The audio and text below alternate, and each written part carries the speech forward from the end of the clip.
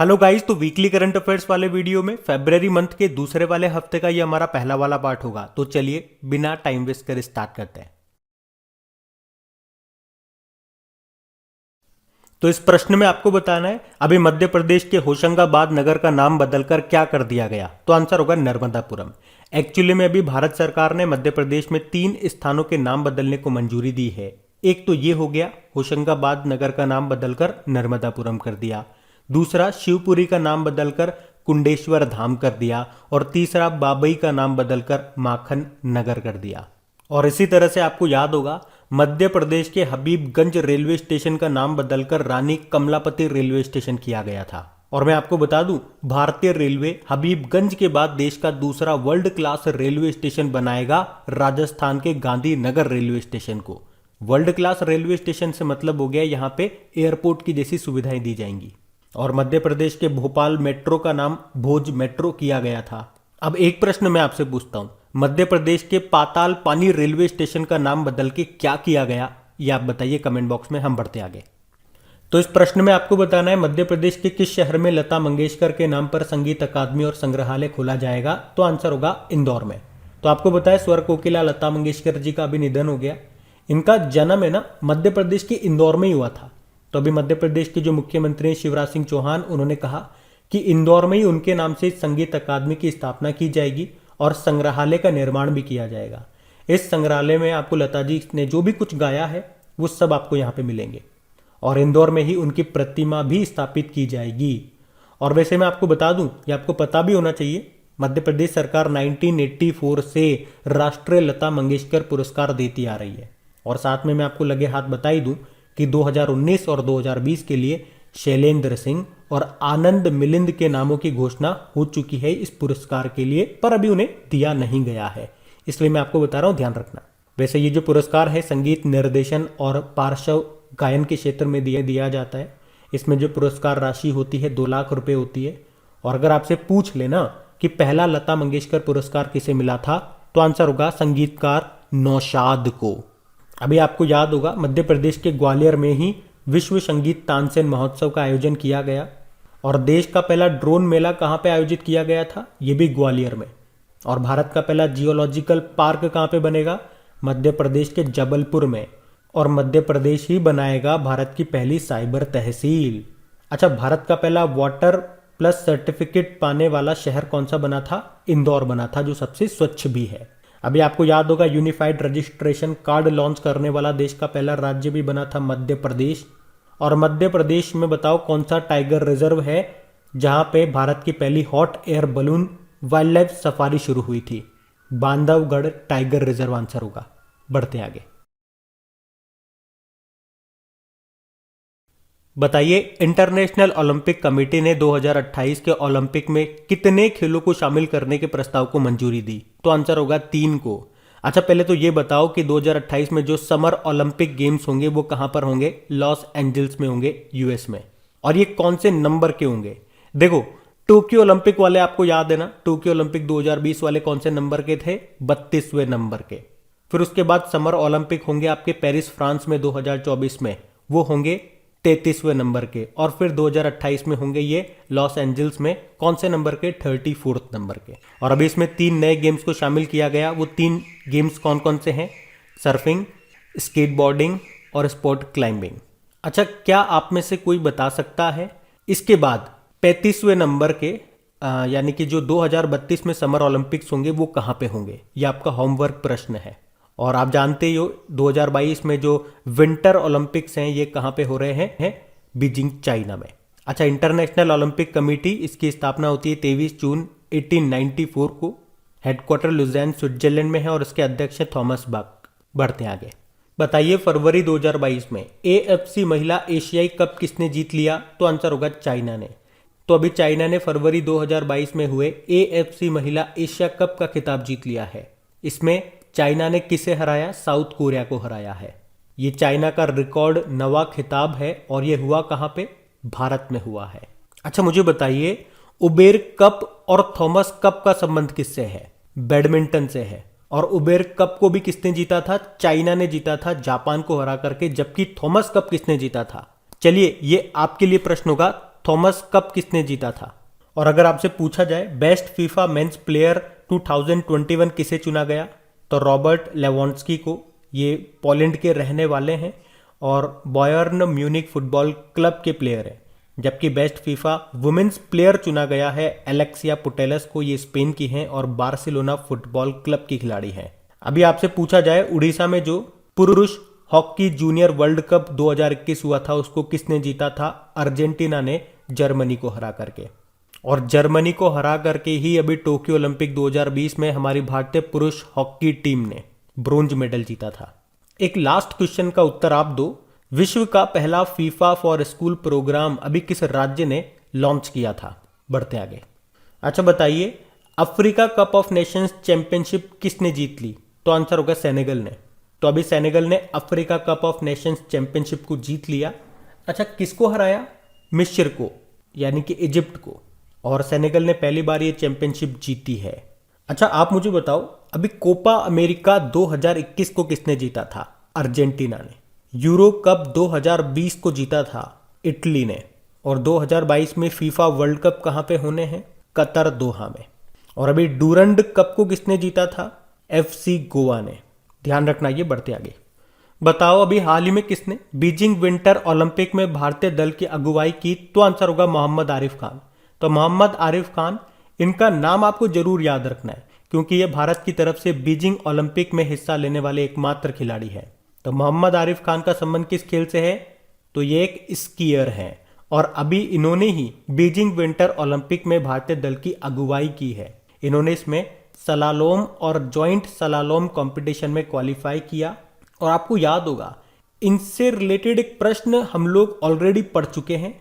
कौन सा प्रश्न? कि खेलों के लिए एक ही चरण में 2 स्पर्धाओं के लिए क्वालिफाई करने वाले पहले भारतीय कौन बने थे? तब हमने पढ़ा था, उनका नाम था मोहम्मद आरिफ खान। ये वही है। और अगर मैं आपसे पूछूं देश का पहला आर्टिफिशियल सलालोम कोर्स ये कहां पे बनेगा? तो चलो इसका उत्तर आप ही दो। और सलालोम के बारे में आपको बता चुका हूं कई बार, तो इस प्रश्न का उत्तर दो आप। अच्छा, ये बीजिंग ओलंपिक ये कहां पे चल रहे हैं? ये बीजिंग के बर्ड नेस्ट स्टेडियम में चल रहे हैं। और यहीं पे आपको बता दूं 2008 के समर ओलंपिक भी हुए थे। तो आप एक तरह से कह सकते हो कि बीजिंग जो है ये समर और विंटर ओलंपिक को होस्ट करने वाला दुनिया का पहला शहर बन गया है। अच्छा, ये मोहम्मद आरिफ खान कहां से हैं? जम्मू कश्मीर से हैं। बाकी बीजिंग ओलंपिक के लिए भारतीय दल के शेफ डे मिशन किसको नियुक्त किया गया था? हरजिंदर सिंह को। नीरज चोपड़ा नाम बड़ा इंपॉर्टेंट है। अभी परम विशिष्ट सेवा पदक इनको मिला था। पद्म श्री के लिए इनको चुना गया। 2022 के Laureus world breakthrough of the year award के लिए इनको नॉमिनेट किया गया। और ओलंपिक के इतिहास में गोल्ड जीतने वाले पहले भारतीय एथलीट यही हैं। टोक्यो ओलंपिक 2020 में भाला फेंका था इन्होंने। कितनी दूर भाला फेंका था? 87.58 मीटर दूर भाला फेंका था और गोल्ड जीता था। इन्हीं के सम्मान में भाला फेंक दिवस मनाते हैं हम 7 अगस्त को। अभी टाटा AIA लाइफ इंश्योरेंस के भी ये ब्रांड एम्बेसडर बने थे। बाकी अवनी लेखरा भी नाम इंपॉर्टेंट है। अभी बेस्ट फीमेल डेब्यू का अवार्ड मिला था इनको। टोक्यो पैरालंपिक में गोल्ड जीता था और ऐसा करने वाली ये भारत की पहली महिला खिलाड़ी बनी थी। राजस्थान से हैं, ये शूटर हैं। और अभी राजस्थान की बेटी बचाओ बेटी पढ़ाओ अभियान का ब्रांड एम्बेसडर भी यही हैं। पद्मश्री भी अभी मिला इन्हें 2022 में। तो काफ़ी सारी इंपॉर्टेंट जानकारी मैंने आपको इस प्रश्न में दे दी है। ये सारी जानकारी आपको याद भी होनी चाहिए क्योंकि कई बार मैं आपको ये चीज़ें रिपीट कर रहा हूँ। हाँ, अगर आप में से कोई इस वीडियो को वेरी फर्स्ट टाइम देख रहे हैं तो मैं मान सकता हूँ कि आप लोग कहेंगे और कहते भी हैं, जो वीडियोस को पहली बार देखते हैं हमारे, कि एक ही क्वेश्चन में इतनी जानकारी मत दिया कीजिए, याद नहीं रहता है। तो फिर मैं उनको रिप्लाई भी करता हूँ कि आप वीडियोस को थोड़ा दिन देखना चालू करें, 5-10 दिन देखें, क्योंकि एक ही चीज़ को मैं बार बार रिपीट कर रहा हूँ तो वो एक बार याद नहीं होगी, 2 बार याद नहीं होगी, देखते देखते आपको आदत ही डल जाएगी। फिर मैं बोलने लगूंगा ना तो मेरे साथ आप उन चीज़ों को बुदबुदाने लगेंगे और जिस दिन ऐसा हो जाएगा ना, मज़ा आ जाएगा बस। लेकिन कंडीशन अप्लाई, क्वांटिटी बना करके रखना है और चीज़ों को बोलना है। जब आप पढ़ रहे हो तो चीज़ों को बोला करो, 10 जगह ध्यान नहीं बटाना है। अभी जैसे उदाहरण के तौर पे एक बीच में शब्द आया था सलालोम, मेरे बोलने से पहले आपके माइंड में वो चीज़ आ जानी चाहिए, अरे हाँ अभी देश का पहला आर्टिफिशियल सलालोम कोर्स भी तो बनाया यार, कहाँ बनाए कहाँ बनाए कहाँ बनाए, अच्छा वहाँ बनाए। तो मैं तो प्रश्न बाद में पूछ रहा हूँ ना, वो प्रश्न ऑलरेडी आपके माइंड में जनरेट हो जाए और उसका उत्तर आप खुद को दे दो। इस लेवल का रिवीजन आप जिस दिन कर लो ना, तो आपके अंदर जो कॉन्फिडेंस आएगा ना, मजा आ जाएगा आपको। और हाँ गाइस, वीडियोस को प्लीज सपोर्ट जरूर करा करें। इनको लाइक और शेयर करने के लिए आपसे बोलता हूँ, क्योंकि इनको बनाने में बहुत मेहनत लगती है। अगर ये सीरीज आपको वाकई अच्छी लगती है और आप चाहते हो कि ये कंटिन्यू बनी रहे, पूरे साल भर तक ये बनी रहे, जो भी टॉपिक वाइज सीरीज भी हमने स्टार्ट की है वो भी बनी रहे, हर चीज़ बनी रहे, तो सपोर्ट तो कीजिए, थोड़ा अपना सपोर्ट तो दिखाइए। आप लोग सपोर्ट भी नहीं दिखाते हो और फिर भी डिमांड रखते हो कि हाँ ये कंटिन्यू रखो, इसे चालू रखो, तो ये कैसे पॉसिबल है? क्योंकि आप लोगों का सपोर्ट नहीं मिलता है, फिर चीज़ों को बंद करना पड़ जाता है। तो अपने दोस्तों के साथ, अपने स्टडी ग्रुप्स में या घर परिवार में पढ़ने वाले बच्चे हैं तो प्लीज़ उनके साथ इन्हें शेयर ज़रूर कीजिए। और हाँ, वीडियो को लाइक तो हर किसी को करना है। देखो, इनका क्विज भी बना करके मैं आपको दे रहा हूँ आपकी प्रैक्टिस के लिए। इसका पीडीएफ भी मैं आपको अवेलेबल करा रहा हूँ आपकी क्रैक एग्जाम एप्लीकेशन पे ही। और एप्लीकेशन इंस्टॉल नहीं किया तो कर लेना, नीचे डिस्क्रिप्शन में लिंक मिल जाएगा। मेरी तरफ से सब कुछ आपको दे रहा हूँ मैं बिल्कुल फ्री में। तब तो आप इतना सा काम कर सकते हो, अपने मोबाइल पे एक टच कर सकते हो, टच करने से लाइक हो जाता है, लाइक बटन पे टच कर दोगे हो जाएगा। और शेयर जरूर कर देना। Thank you. बताइए, आईपीएल 2022 में अहमदाबाद टीम का नाम क्या रखा गया? तो आंसर होगा गुजरात टाइटंस। आपको याद है 2022 में जो आईपीएल हो रहे हैं वो कौन से नंबर के हैं? 15वें नंबर के हैं। और इस बार टोटल 10 टीमें खेल रही हैं, 2 नई टीमें जुड़ी हैं, लखनऊ और अहमदाबाद टीम। और अभी इस अहमदाबाद टीम का नाम क्या रख दिया गया? गुजरात टाइटंस। इसके कप्तान कौन होंगे? हार्दिक पांड्या। और कुछ दिन पहले हमने पढ़ा था लखनऊ टीम का नाम क्या रखा गया? Lucknow super giants. और उसके कप्तान कौन बने? केएल राहुल बने। बाकी आप जानते हो 2022 और 2023 का आईपीएल का टाइटल स्पॉन्सर अब कौन होगा? टाटा ग्रुप होगा। किसकी जगह ली है? वीवो की जगह ली है।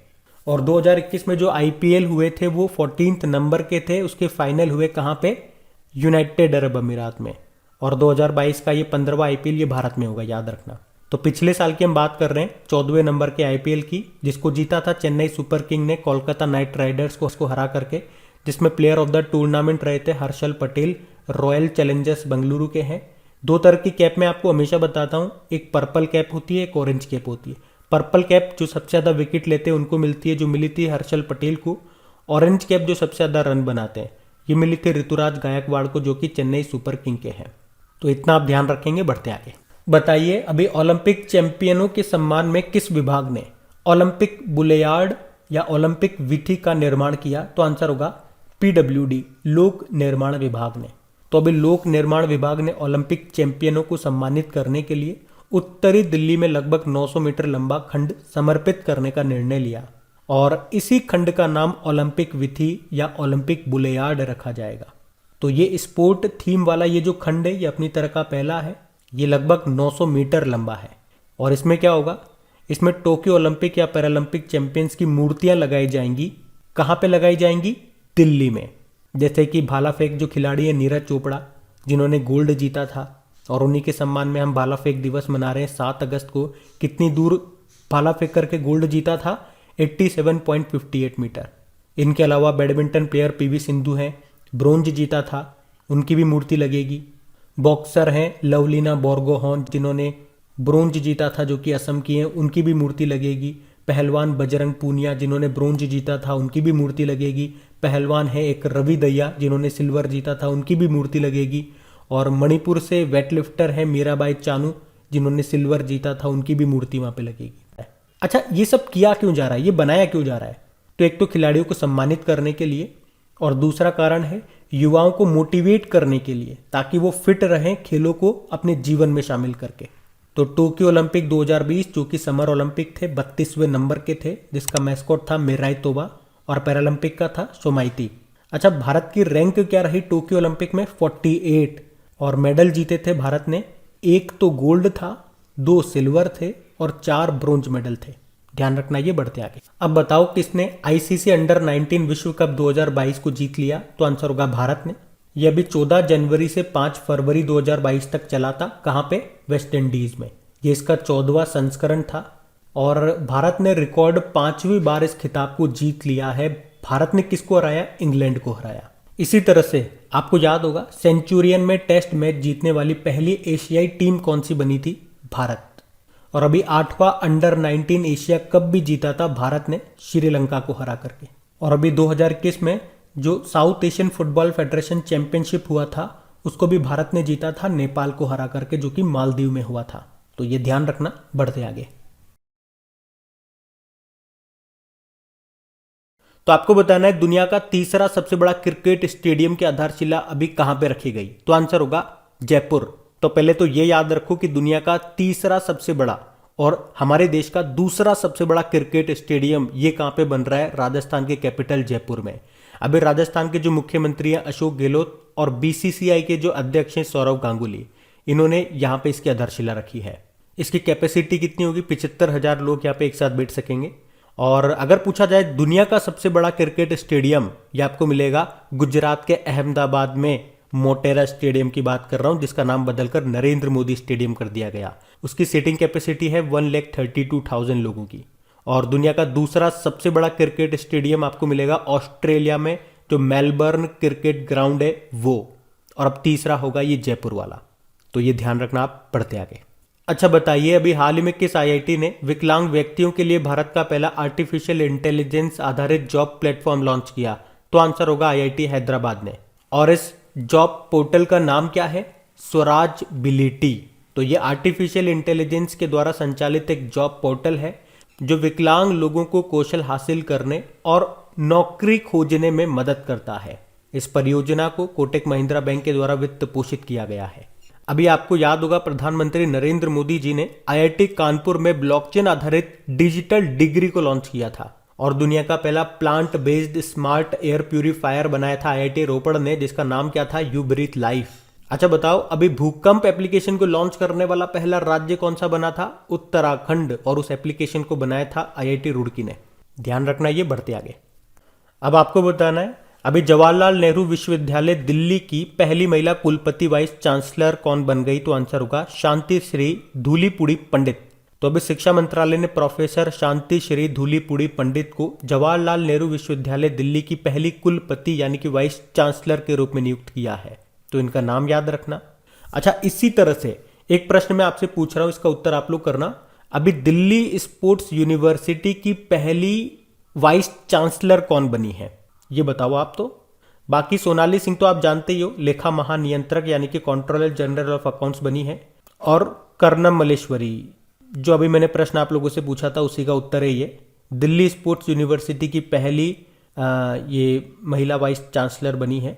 और ओलंपिक में पदक जीतने वाली पहली भारतीय महिला भी यही है। बाकी भारतीय पर्वतारोहण फाउंडेशन यानी कि इंडियन माउंटेनियरिंग फाउंडेशन की पहली महिला अध्यक्ष बनी थी हर्षवंती बिष्ट। याद रखना, ये बढ़ते आगे। बताइए कौन सा देश फरवरी 2022 में कोविड-19 डीएनए वैक्सीन को लगाने वाला दुनिया का पहला देश बन गया। तो आंसर होगा भारत। तो याद रखना, भारत फरवरी 2022 में कोविड-19 के खिलाफ डीएनए वैक्सीन को लगाने वाला दुनिया का पहला देश बन गया है। और आपको याद भी होगा भारत सरकार ने अभी जाइडस कैडिला के डीएनए वैक्सीन को आपातकालीन उपयोग की मंजूरी भी दी थी। और जाइडस कैडिला ने जो ये वैक्सीन बनाई है डीएनएस आधारित पहली वैक्सीन, इसका नाम क्या है, इसका नाम है जाइकोव डी। जबकि अगर आपसे पूछा जाए कोवैक्सीन को किसने बनाया, भारत बायोटेक ने, हैदराबाद की कंपनी है। कोविशील्ड आप जानते ही हो, serum institute of India Pune ने बनाया है। और स्पुतनिक वी रशिया ने बनाया था। अच्छा बताओ, ओमिक्रॉन की जांच करने के लिए जो स्वदेशी किट है उसका नाम क्या है, ओमिश्योर। और कुछ पॉइंट्स मैं आपको हमेशा बताता हूं, जैसे कि 100% टीकाकरण यानी कि दोनों डोज देने वाला पहला यूनियन टेरिटरी बना अंडमान निकोबार, पहला राज्य बना हिमाचल प्रदेश, पहला जिला बना हिमाचल प्रदेश का किन्नौर जिला, और पहला गांव जम्मू कश्मीर का वेयान गांव बना। तो याद रखना, ये बढ़ते आगे। अच्छा फिर बताइए कहां पर दुनिया का सबसे बड़ा इग्लू कैफे ये खुला गया। तो आंसर होगा गुलमर्ग में, जम्मू कश्मीर के गुलमर्ग में। तो अभी जम्मू कश्मीर के गुलमर्ग में एक इग्लू कैफे खुला गया है और ये अब दुनिया का सबसे बड़ा इग्लू कैफे है। कैफे का नाम क्या रखा गया, स्नोग्लू। इसे वसीम शाह ने बनाया है। कहाँ बनाया, जम्मू कश्मीर के गुलमर्ग में। इस कैफे में कैपेसिटी कितनी है लोगों के बैठने की, 40 लोग इसमें एक साथ बैठ सकते हैं। और इससे पहले सबसे बड़ा इग्लू कैफे स्विट्जरलैंड में था। क्या होता है ये इग्लू, ये स्नो हाउस होता है, बर्फ से बना हुआ घर होता है। और इसकी जो बर्फ होती है, जिस बर्फ से बना होता है, वो हवा के अणुओं को फंसा लेती है अपने बीच में, अणुओं यानी कि एटम्स को। और फिर ये जो अणु होते हैं ये घर को गर्म रखते हैं। मतलब ये जो हवा है ना, ये इंसुलेटर का काम करती है, ये अंदर की गर्मी को बाहर नहीं जाने देती है। अंदर गर्मी कहाँ से आएगी, इंसानों की गर्मी हो गई, या आप हाथ वगैरह अलाव वगैरह लगाते हैं, लकड़ी को जलाते हैं, तो उसकी जो गर्मी हो गई उसको बाहर नहीं जाती है। मतलब अंदर का जो टेम्परेचर है उसको ये मेंटेन करती है लंबे समय तक। इसलिए इसके अंदर का जो टेम्परेचर है वो मेंटेन रहता है। जैसे बाहर का तापमान -45 डिग्री सेल्सियस चल रहा है तो इग्लू के अंदर का लगभग -7 डिग्री सेल्सियस आपको मिलेगा। अच्छा, मुझे एक प्रश्न का उत्तर दो आप। अभी नासा ने दुनिया का सबसे बड़ा टेलीस्कोप लॉन्च किया था, उस टेलीस्कोप का नाम क्या है? बताओ, भारत का पहला बायोमास आधारित हाइड्रोजन संयंत्र ये कहां पे स्थापित किया जाएगा? आंसर होगा मध्य प्रदेश। बायोमास मतलब फसल के जो अपशिष्ट बचते हैं उनको कहा जाता है बायोमास। तो यहाँ पे बायोमास से हम हाइड्रोजन बनाएंगे, उसी के लिए है ये प्लांट जो कि मध्य प्रदेश में लगाया जाएगा। मध्य प्रदेश में भी कहाँ पे? मध्य प्रदेश के खंडवा जिले में। तो इस प्लांट में हर दिन 30 टन बायोमास से 1 टन हाइड्रोजन बनेगा और इस प्लांट को बनाने में 24 करोड़ रुपए का इन्वेस्टमेंट लगेगा और इसे वाटोमो एनर्जी लिमिटेड और बीजल ग्रीन एनर्जी मिलकर के बना रहे हैं। अच्छा, कुछ प्रश्न मैं आपसे पूछूंगा और ये बहुत ही महत्वपूर्ण प्रश्न होने वाले हैं, बिल्कुल ध्यान से सुनना। पहला प्रश्न तो बताओ, वातावरण से कार्बन डाइऑक्साइड को कैप्चर करने के लिए भारत का पहला प्लांट किसने शुरू किया था? टाटा स्टील ने। और दुनिया में ये चीज शुरू की थी आइसलैंड ने और उस प्लांट का नाम है आर्का प्लांट। फिर बताओ, भारत का पहला उच्च राख कोयला गैसीकरण आधारित मेथनॉल उत्पादन संयंत्र, अंग्रेजी में बोलेंगे तो high ash coal gasification based methanol production plant, ये कहां पे स्थापित किया गया? हैदराबाद में। फिर बताओ, दुनिया का पहला अनुवांशिक रूप से संशोधित जेनेटिकली मॉडिफाइड रबड़ का पौधा कहां पे लगाया गया? असम में। अच्छा बताओ, भारत का पहला एलएनजी संयंत्र लिक्विफाइड नेचुरल गैस प्लांट कहां पे लगाया गया, जिसका उद्घाटन किया था नितिन गडकरी ने, जिनका निर्वाचन क्षेत्र है नागपुर? तो इसका भी उत्तर होगा नागपुर। फिर बताओ, दुनिया का पहला हाइड्रोजन से चलने वाली फ्लाइंग बोट जिसका नाम है द जेट, ये कहां पे लॉन्च की गई थी? दुबई में। वैसे आपको बता दूं, Indian oil corporation Uttar Pradesh में देश का पहला ग्रीन हाइड्रोजन प्लांट बनाएगा। अच्छा, वैसे भारत का ऊर्जा स्वतंत्र का लक्ष्य कितने का है? 2047 का। और भारत ने कार्बन न्यूट्रल का लक्ष्य कब का रखा है? 2070 का। तो ये ध्यान रखना। आप बढ़ते आगे। बताइए, अभी आईसीआईसीआई लोम्बार्ड ने साइबर बीमा के लिए किसके साथ समझौता किया? तो आंसर होगा एयरटेल पेमेंट बैंक। तो अभी आईसीआईसीआई लोम्बार्ड जनरल इंश्योरेंस ने बैंक के ग्राहकों को साइबर बीमा की पेशकश करने के लिए एयरटेल पेमेंट बैंक के साथ अभी समझौता किया। तो ये साइबर बीमा पॉलिसी आपको बैंकिंग, क्रेडिट या डेबिट कार्ड चोरी या फिशिंग या ईमेल स्पूफिंग आदि से फिनेंशियल सिक्योरिटी देने का काम करेंगे। एयरटेल पेमेंट बैंक भारत का पहला पेमेंट बैंक यही है, 2017 में आया था। नई दिल्ली में हेडक्वार्टर है, एमडी सीईओ अनुव्रत विश्वास है। बाकी आईसीआईसीआई लोम्बार्ड जनरल इंश्योरेंस की बात करें, मुंबई में हेडक्वार्टर है, एमडी सीईओ भार्गव दास गुप्ता है। अच्छा, एसबीआई जनरल इंश्योरेंस अभी नाम न्यूज में था। अभी हैशटैग बहाने छोड़ो टैक्स बचाओ अभियान को इसी ने शुरू किया था। और बजाज आलियांज जनरल इंश्योरेंस ने हैशटैग केयर फॉर हॉकी अभियान शुरू किया था। अच्छा, इफ्को टोक्यो जनरल इंश्योरेंस के अभी नए एमडी सीईओ बने थे, उनका नाम है एचओ सूरी। याद रखना, ये बढ़ते आगे। बताइए, किसने अपनी साइबर सचेत बीमा पॉलिसी शुरू करने की घोषणा की? आंसर होगा एचडीएफसी एर्गो जनरल इंश्योरेंस। तो अभी HDFC Ergo general insurance company ने अपनी साइबर सचेत बीमा पॉलिसी लॉन्च करने की घोषणा की है, जिसका उद्देश्य क्या है? ग्राहकों के साइबर से संबंधित डिजिटल जोखिमों को कम करना और उन्हें इंटरनेट बीमा रखने के उद्देश्य से ये साइबर सचेत बीमा पॉलिसी शुरू की गई है। इसमें प्रतिदिन 2 रुपए के प्रीमियम पर बीमा कवर के साथ इंटरनेट बीमा भी किया जा सकता है और इसमें बीमा राशि होगी 5,000 रुपए से लेकर 10,000 करोड़ तक। एचडीएफसी एर्गो जनरल इंश्योरेंस का हेडक्वार्टर मिलेगा आपको मुंबई में और इसके सीईओ रितेश कुमार है। बढ़ते आगे। बताइए, अभी किस अंतरराष्ट्रीय बैंक ने 2021 में भारत को रिकॉर्ड $4.6 बिलियन का ऋण प्रदान किया? तो आंसर होगा एशियन डेवलपमेंट बैंक। तो एशियन डेवलपमेंट बैंक ने 2021 में भारत को रिकॉर्ड $4.6 बिलियन का लोन दिया है, जिसमें से $1.8 बिलियन तो कोरोना वायरस प्रक्रिया के लिए था, $1.5 बिलियन टीके की खरीद के लिए था, $300 मिलियन शहरी क्षेत्रों में प्राथमिक स्वास्थ्य देखभाल और देश की भविष्य की महामारी की तैयारियों को मजबूत करने के लिए था और 12 राज्य परियोजनाओं के लिए $2.2 बिलियन का समर्थन भी दिया गया था। किसने? एशियन डेवलपमेंट बैंक ने। एशियन डेवलपमेंट बैंक की स्थापना होती है 19 दिसंबर 1966 में। हेडक्वार्टर मिलेगा मनीला, फिलीपींस में। इसके हेड कौन है? मसात्सुको असाकावा। इसमें सदस्य देशों की संख्या कितनी है? 68। और अभी 68 नंबर का कौन सा बना था? नीयू से आपको याद आएगा विश्व का पहला डार्क स्काई नेशन बना था नीयू, और अभी इसके वाइस प्रेसिडेंट बने थे अशोक लवासा, उनका नाम भी याद रखना। बढ़ते आगे। बताओ आरबीआई के वित्तीय साक्षरता सप्ताह 2022 की थीम क्या है? गो डिजिटल गो सिक्योर। तो अभी आरबीआई ने कब से कब तक ये वित्तीय साक्षरता सप्ताह मनाया? तो 14 से लेकर 18 फरवरी 2022 तक मनाया, फाइनेंशियल लिटरेसी वीक 2022। तो आरबीआई देश भर में एक विशेष विषय पर वित्तीय शिक्षा संदेशों का प्रचार करने के लिए 2016 से हर साल ये वित्तीय साक्षरता सप्ताह मनाता आ रहा है।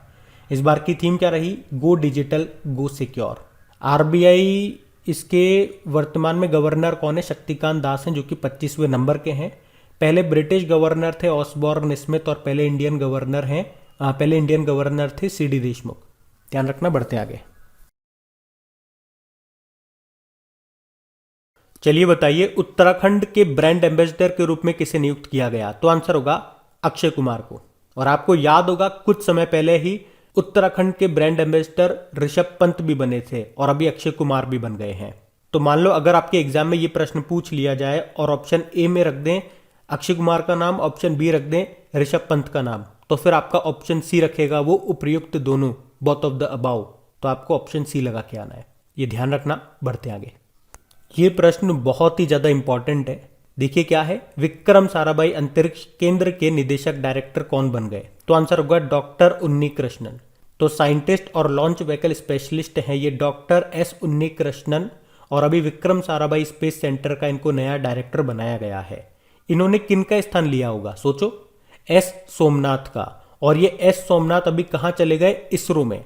उन्होंने किन का स्थान लिया था? ये सोचो, के शिवान का। तो विक्रम साराभाई स्पेस सेंटर याद रखना, अब इसके नए डायरेक्टर हैं उन्नी कृष्णन। विक्रम साराभाई स्पेस सेंटर आपको मिलेगा केरल के तिरुअनंतपुरम में। ये इसरो का ही एक प्रमुख स्थान अनुसंधान केंद्र है। बाकी अभी एनसीईआरटी के नए डायरेक्टर कौन बने थे? दिनेश प्रसाद सकलानी। और इफ्को के नए चेयरमैन कौन बने? दिलीप संघानी। फिर बताइए, डिजिटल हेल्थ केयर प्लेटफॉर्म में से एक है मेडी बडी, उसने किसने अपना ब्रांड एम्बेसडर बनाया? तो आंसर होगा अमिताभ बच्चन को। अमिताभ बच्चन अभी एमवे इंडिया के भी ब्रांड एम्बेसडर बने थे। और कॉइन डीसीएक्स एक क्रिप्टो प्लेटफॉर्म है, कॉइन डीसीएक्स, उसके भी ये ब्रांड एम्बेसडर बने थे। ध्यान रखना। ये बढ़ते आगे। बताओ फाइजर इंडिया के अध्यक्ष के रूप में अभी किसे नियुक्त किया गया? प्रदीप शाह को। तो फाइजर इंडिया ने आर.ए. शाह के इस्तीफे के बाद प्रदीप शाह को अपना अध्यक्ष नियुक्त कर दिया है। वे क्रिसिल के पूर्व मैनेजिंग डायरेक्टर और संस्थापक सदस्य हैं। वैसे वे वर्ल्ड बैंक और एशियन डेवलपमेंट बैंक के सलाहकार के रूप में भी काम कर चुके हैं। अच्छा, फाइजर से आपको जरूर याद आया होगा, इसके सीईओ को अभी कोविड-19 वैक्सीन बनाने के लिए जेनेसिस प्राइज 2022 से सम्मानित किया गया था। सीईओ का नाम क्या है वैसे? अल्बर्ट बोर्ला। और इसी तरह से serum institute of India Pune के जो फाउंडर हैं, उनको भी लोकमान्य तिलक पुरस्कार मिला था कोविड-19 वैक्सीन बनाने के लिए, जिन्होंने बनाई थी कोविशील्ड। और उनका नाम क्या है? साइरस पूनावाला। एनसीईआरटी के डायरेक्टर अभी दिनेश प्रसाद सकलानी बने। और insolvency bankruptcy board of India के अध्यक्ष बने रवि मित्तल। एचपीसीएल के चेयरमैन बने पुष्पा, यानी कि पुष्प कुमार जोशी। बढ़ते आगे। बताइए, हाल ही में किसे कर्मचारी चयन बोर्ड यानी कि स्टाफ सिलेक्शन कमीशन के अध्यक्ष के रूप में नियुक्त किया? तो आंसर होगा एस किशोर को। तो याद रखना, एसएससी यानी कि स्टाफ सिलेक्शन कमीशन के नए अध्यक्ष बन गए हैं एस किशोर। वर्तमान में ये वाणिज्य व उद्योग मंत्रालय में विशेष सचिव हैं। बाकी मुख्य आर्थिक सलाहकार चीफ इकोनॉमिक एडवाइजर बने अनंत नागेश्वरन। इफ्को के नए चेयरमैन बने दिलीप संघानी। और national mission for clean Ganga के डायरेक्टर जनरल कौन बने थे? जी अशोक कुमार। बढ़ते आगे। बताइए, अभी भारत प्रेस स्वतंत्रता रिपोर्ट 2021 में कौन सा राज्य या यूनियन टेरिटरी सूची में सबसे ऊपर रहा है? तो आंसर होगा जम्मू कश्मीर। तो यह है इंडिया प्रेस फ्रीडम रिपोर्ट 2021, और इस रिपोर्ट को जारी किया है किसने? राइट एंड रिस्क एनालिसिस ने। तो इस रिपोर्ट में बताया गया है कि देश में 13 मीडिया हाउस और अखबारों को निशाना बनाया गया है, 108 पत्रकारों पर हमला किया गया है और 6 पत्रकार मारे गए हैं। और ये सभी हमले सरकारी अधिकारियों के द्वारा किए गए, जैसा कि इस रिपोर्ट में बताया गया। इसमें पुलिस के हमले भी शामिल हैं। तो इस रिपोर्ट के अनुसार पत्रकारों या मीडिया संगठनों की सबसे अधिक संख्या जम्मू कश्मीर में थी, फिर उत्तर प्रदेश, फिर मध्य प्रदेश और फिर त्रिपुरा में बताई गई। अच्छा चलो आप तो ये बताओ, नेशनल प्रेस डे कब मनाया जाता है? 16 नवंबर को। और प्रेस ट्रस्ट ऑफ इंडिया के अभी फिर से चेयरमैन बन गए थे अवीक जोशी। जबकि वर्ल्ड प्रेस फ्रीडम इंडेक्स में भारत 142 नंबर पे था और टॉप पे नॉर्वे था। और वर्ल्ड प्रेस फ्रीडम इंडेक्स को जारी कौन करता है? Reporters without border. और आपसे पूछे वर्ल्ड प्रेस फ्रीडम डे कब मनाते हैं? 3 मई को। अभी इंडियन न्यूज़पेपर सोसाइटी के नए अध्यक्ष कौन बने थे, यही बता दो। मोहित जैन बने थे। और आपको याद होगा अभी मरणोपरांत मुंबई प्रेस क्लब के रेड इंक अवार्ड 2020 से सम्मानित किया गया था दानिश सिद्दीकी को। ये ध्यान रखना, सारे पॉइंट्स इंपॉर्टेंट है, मोस्ट इंपॉर्टेंट है। बढ़ते आगे। बताइए अभी सेल्फोर्स के द्वारा जारी वैश्विक डिजिटल कौशल सूचकांक 2022 में सबसे अधिक तत्परता सूचकांक किस देश का है? तो आंसर होगा भारत। तो वैश्विक डिजिटल कौशल सूचकांक 2022 यानी कि ग्लोबल डिजिटल स्किल्स इंडेक्स 2022, और इसे किसने जारी किया? सेल्फोर्स नाम की कंपनी ने। तो ये इंडेक्स क्या बताता है कि डिजिटल स्किल सीखने के लिए कौन कितना रेडी है, तत्पर है। तो इस इंडेक्स में टॉप पे है भारत, टोटल 19 देशों में से। ये लिस्ट जो रैंकिंग है टोटल 19 देशों की है, जिसमें भारत टॉप पर है। सेकंड नंबर पे ब्राजील है। अच्छा, एक इंपॉर्टेंट डे हम लोग बना रहे हैं, नेशनल स्टार्टअप डे। कब? 16 जनवरी को। तो ये भी ध्यान रखना। बढ़ते आगे। बताइए टॉमटॉम के 2021 ट्रैफिक इंडेक्स के अनुसार कौन सा भारतीय शहर टॉप पर है? तो आंसर होगा मुंबई। तो अभी टॉमटॉम का ये 2021 का ट्रैफिक इंडेक्स आया है और उसके अनुसार मुंबई 2021 में भारत का तो सबसे ज्यादा भीड़भाड़ वाला शहर है और ये दुनिया में 5वें स्थान पे आता है। और बात करें पूरी दुनिया में सबसे भीड़भाड़ वाला शहर कौन सा बताया गया? टर्की का इस्तांबुल। अच्छा बताइए, हाल ही में CII ने यानी कि कॉन्फेडरेशन ऑफ इंडियन इंडस्ट्री ने किस बैंक को DX 2021 पुरस्कार से सम्मानित किया? आंसर होगा कर्नाटक बैंक। तो अभी कर्नाटक बैंक को डिजिटल परिवर्तन में सर्वश्रेष्ठ अभ्यास के लिए CII के द्वारा डिजिटल परिवर्तन पुरस्कार DX 2021 से सम्मानित किया। ये DX अवार्ड उन संगठनों को दिया जाता है जिन्होंने डिजिटल क्षेत्र में बहुमूल्य योगदान दिया हो। देखो, कर्नाटक बैंक, इसकी स्थापना 1924 में होती है। मंगलुरु में इसका हेडक्वार्टर है। CEO इसके महाबलेश्वर MS हैं। और अभी इसके नए अध्यक्ष भी बने थे प्रदीप कुमार पांजा, अपॉइंटमेंट्स में हमने पढ़ा था। और आपको याद होगा इलेक्ट्रॉनिक्स एंड IT मिनिस्ट्री ने कर्नाटक बैंक को 2 DG धन पुरस्कार भी दिए थे। बाकी फेडरल बैंक महिला मित्र प्लस नाम से एक बचत योजना शुरू की। और IDFC फर्स्ट बैंक ने क्या किया था? First private infinity card launch किया था। और HSBC इंडिया से आपको याद आएगा, इसने रिसाइकल्ड PVC प्लास्टिक से बना भारत का पहला क्रेडिट कार्ड लॉन्च किया था। ध्यान रखना। ये बढ़ते आगे। फिर बताइए अभी किसे 18वें स्वर्गीय माधव राव लिमये पुरस्कार से सम्मानित किया जाएगा? नितिन गडकरी को। केंद्रीय सड़क परिवहन व राजमार्ग मंत्री हैं नितिन गडकरी, जिनको पहली बार वर्ष 2020-21 के लिए 18वें स्वर्गीय माधव राव लिमये पुरस्कार से नवाजा जाएगा। ये जो पुरस्कार है नासिक पब्लिक लाइब्रेरी सार्वजनिक वाचनालय के द्वारा दिया जाता है। इससे पहले ये पुरस्कार महाराष्ट्र के एक कुशल विधानसभा सदस्य कार्यक्षम आमदार को दिया गया था। इसमें 50,000 रुपये नगद पुरस्कार दिया जाता है। अच्छा, अभी 2022 में ही नेताजी पुरस्कार 2022 किसे दिया गया? शिंजो अबे को, जापान के पूर्व प्रधानमंत्री। और अभी इंडिया की पहली United Nation Development Programme youth climate champion किसे घोषित किया गया? प्राजक्ता कोहली को। और डॉक्टर सुभाष मुखर्जी पुरस्कार अभी दिया था किसे? सतीश अडिगा को। किसने दिया? Indian council of medical research ने। ध्यान रखना। ये बढ़ते आगे। बताइए अभी R राजा मोहन का निधन हो गया। वे क्या थे? वे खगोल शास्त्री थे। तो कई सालों तक भारतीय खगोल भौतिकी संस्थान यानी कि Indian institute of astrophysics Bengaluru में एक खगोल शास्त्री रहे ये प्रोफेसर R राजा मोहन का अभी निधन हो गया। वे अपनी कल्कि प्रोजेक्ट के लिए सबसे ज्यादा जाने जाते थे, जिसका उद्देश्य क्या था? 48 सेंटीमीटर श्मिट टेलीस्कोप का उपयोग करके क्षुद्र ग्रहों की खोज करना। और भारत ने एक क्षुद्र ग्रह संख्या 4130 की खोज भी की थी। और ये 104 सालों में भारत में खोजा गया पहला क्षुद्र ग्रह था, यानी कि एस्टेरॉइड था। तो नाम था R राजा मोहन, निधन हो गया, खगोल शास्त्री थे। बढ़ते आगे। बताओ कन्नड़ के कबीर नाम से प्रसिद्ध किस सामाजिक कार्यकर्ता का अभी निधन हो गया? तो आंसर होगा इब्राहिम सुतार। तो पद्मश्री से सम्मानित सामाजिक कार्यकर्ता इब्राहिम सुतार का अभी कर्नाटक में दिल का दौरा पड़ने से निधन हो गया। प्यार से उन्हें कन्नड़ कबीर के रूप में जाना जाता था। वे सामाजिक और सांप्रदायिक सद्भाव फैलाने की दिशा में अपने काम के लिए जाने जाते थे और उन्हें पद्मश्री भी मिल चुका है। कब मिला था? 2018 में। आप कमेंट बॉक्स में टाइप करके बताइए इस साल यानी कि 2022 में कितने लोगों को पद्मश्री, कितनों को पद्म विभूषण और कितनों को पद्म भूषण मिला, क्योंकि भारत रत्न तो मिला ही नहीं है। और अगर इन सभी का उत्तर दे पाओ तो ये भी बताने की कोशिश करो कि जो पद्म विभूषण मिले हैं ना, वो किन किन व्यक्तियों को मिले हैं। सिर्फ पद्म विभूषण का बता दो।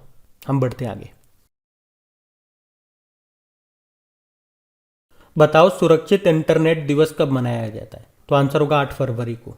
तो सेफर इंटरनेट डे बोलेंगे इसे अंग्रेजी में, और ये हर साल फरवरी के दूसरे हफ्ते के दूसरे दिन मनाया जाता है। तो इस साल हम इसे 8 फरवरी को मना रहे हैं। मनाने का उद्देश्य क्या है? इंटरनेट सभी के लिए, खासकर बच्चों और युवाओं के लिए सुरक्षित और बेहतर जगह बन सके, इसीलिए इसको मनाया जाता है।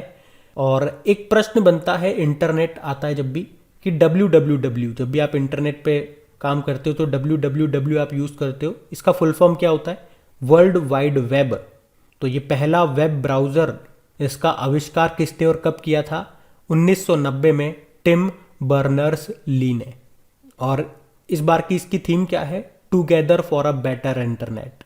वैसे इंटरनेशनल इंटरनेट डे भी होता है, वो 29 अक्टूबर को होता है, तो कंफ्यूज मत हो जाना, याद रखना। बढ़ते हैं आगे। बताओ अभी हाल ही में विश्व दलहन दिवस कब मनाया गया? 10 फरवरी को। विश्व दलहन दिवस मतलब वर्ल्ड पल्सेस डे। और इसकी थीम क्या रही? Pulses to empower youth in achieving sustainable agri food systems. और याद रखना, संयुक्त राष्ट्र ने 2016 को दलहन का अंतर्राष्ट्रीय वर्ष यानी कि इंटरनेशनल ईयर ऑफ पल्सेस के रूप में घोषित किया था। और अगर आपसे एग्जामिनर पूछे कि यूनाइटेड नेशन डेवलपमेंट प्रोग्राम ने बताओ किस वर्ष को ईयर ऑफ मिलेट्स यानी कि मोटे अनाज का अंतर्राष्ट्रीय वर्ष घोषित किया, तो आंसर होगा 2023 को। तो ये ध्यान रखना आप। बढ़ते आगे। बताइए अभी मानव तस्करी पर अंकुश लगाने के लिए आरपीएफ ने कौन सा ऑपरेशन शुरू किया? तो आंसर होगा ऑपरेशन आहट। तो अभी रेलवे सुरक्षा बल ने मानव तस्करी को रोकने के लिए ऑपरेशन आहट को शुरू किया है। इस ऑपरेशन के तहत होगा क्या?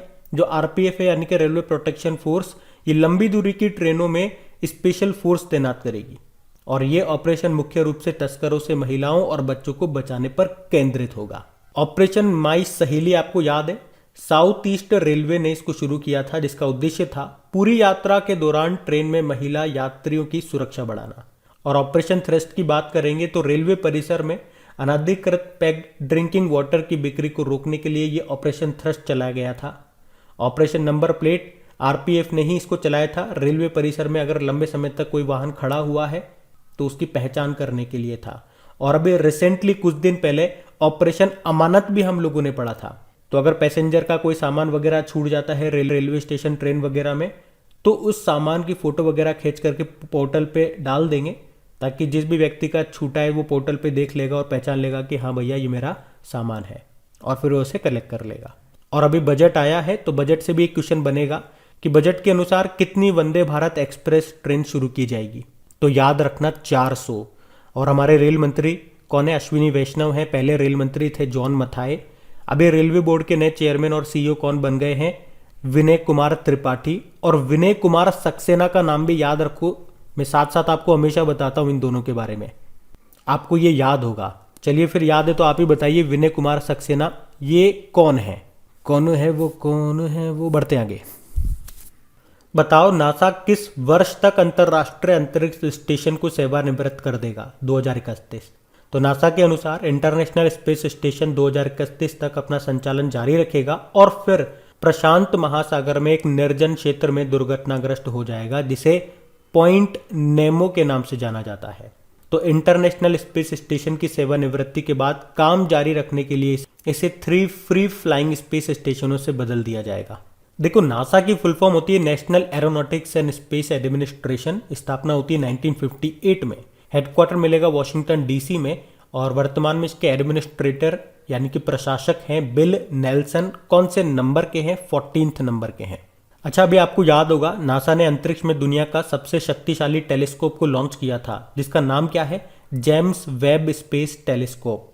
और नासा के पार्कर सोलर प्रोब ने इतिहास में पहली बार सूर्य के कोरोना को छुआ था। कोरोना मतलब सूर्य का जो वायुमंडल का बाहरी परत हो गया, उसे बोला है कोरोना। और अभी नासा ने दुनिया का पहला डार्ट मिशन भी लॉन्च किया था। DART का मतलब हो गया डबल एस्टेरॉयड रीडायरेक्शन टेस्ट। क्या था इसमें? इसमें एक अंतरिक्ष यान को जो क्षुद्र ग्रह है उससे टकराना था, जिससे कि उसका रास्ता बदल जाए। ध्यान रखना, ये बढ़ते आगे। बताइए, अभी किस IIT के शोधकर्ताओं ने समुद्री जल को पीने योग्य बनाने के लिए जल विलवणीकरण यानी कि वाटर डिसैलिनेशन तकनीक विकसित की है? तो आंसर होगा IIT गांधीनगर। तो अभी IIT गांधीनगर के जो शोधकर्ता हैं, रिसर्चर्स हैं, उन्होंने समुद्री जल को पीने योग्य बनाने के लिए एक किफायती और पर्यावरण के अनुकूल जल विलवणीकरण तकनीक विकसित की है। तो ये याद रखना आप। बताइए, जलकुंभी को साड़ी बनाने में उपयोग करने के लिए किन गैर सरकारी संगठनों ने समझौता किया? तो आंसर होगा स्वच्छता पुकारे और नेचर क्राफ्ट। तो प्रदूषक के रूप में जानी जाने वाली जलकुंभी को अब साड़ी बनाने में यूज किया जाएगा। तो ये एक ऐसी पहल है जिससे महिलाओं की आजीविका बढ़ेगी और पानी से जलकुंभी भी हट जाएगी। तो अभी इस परियोजना के लिए 2 NGO ने आपस में समझौता किया है। एक है स्वच्छता पुकारे और दूसरा है नेचर क्राफ्ट। तो अभी पश्चिम बंगाल की प्रसिद्ध तांत साड़ियों में इस्तेमाल होने वाली कपास के साथ जलकुंभी से निकाले गए फाइबर से बने धागे का उपयोग फ्यूजन साड़ी बनाने के लिए किया जाएगा। अच्छा, जलकुंभी के उपयोग से आपको एक प्रश्न याद आएगा। हमने पढ़ा था असम के मछुआरा समुदाय की 6 युवा लड़कियां थी जिन्होंने जलकुंभी से एक बायोडिग्रेडेबल चटाई बनाई थी, जिससे न केवल जलीय पौधे की समस्या दूर हो बल्कि उसे संपदा में भी बदला जा सके। तो अब आप देख लो, जलकुंभी से आप 2 चीजें बना सकते हो। इसकी 2 एप्लीकेशन हो गई है, साड़ी और चटाई। जो आपको बनाना है बनाओ। हम बढ़ते हैं आगे। बताइए, how to prevent the next pandemic नाम की बुक को किसने लिखा? बिल गेट्स ने। माइक्रोसॉफ्ट के सह संस्थापक बिल गेट्स ने अभी ये बुक लिखी है जिसका नाम है how to prevent the next pandemic. उन्होंने कहा कोविड-19 आखिरी महामारी हो सकती है और किताब में इसका कारण भी बताया है। अगर जानना है कारण तो किताब पढ़ लीजिए। अब कुछ होमवर्क प्रश्न आपको मिलने वाले हैं। यूनाइटेड नेशन के पूर्व सेक्रेटरी जनरल थे बान की मून। अभी उनकी ऑटोबायोग्राफी आई, उसका नाम आपको बताना है। 15वें वित्त आयोग के अध्यक्ष हैं NK सिंह। इनकी ऑटोबायोग्राफी का नाम बताओ। और चंद्रचूड़ घोष ने अभी सुभाष चंद्र बोस के ऊपर एक बुक लिखी थी, उसका नाम बताओ। तो गाइज ये लीजिए, फरवरी मंथ के दूसरे वाले हफ्ते का ये हमारा पहला वाला पार्ट खत्म हो गया। इसमें हमने कौन कौन से दिन कवर कर लिए हैं? 8 फरवरी, 9 फरवरी, 10 फरवरी और 11 फरवरी के जितने भी इंपॉर्टेंट करंट अफेयर्स थे वो सारे मैंने आपको बता दिए इसमें। अब वीडियो आपने देख लिया, इनकी क्विज भी बना करके अपलोड कर दिया है, जाकर के आप वहाँ पे अच्छे से इनकी प्रैक्टिस कर सको, इन सारे क्वेश्चन को आप फिर से रिवाइज कर सको, तो वो आप कर लेना। साथ में इसकी PDF भी अपलोड कर दी गई है आपकी क्रैक एग्जाम एप्लीकेशन में ही। एप्लीकेशन का लिंक आपको नीचे डिस्क्रिप्शन में मिल जाएगा। और फिर से याद दिला दूं, देखो अगर लाइक नहीं किया तो लाइक ज़रूर कर देना और जाने से पहले अपने दोस्तों के साथ में, यारों के साथ में शेयर ज़रूर कर देना। Thank you.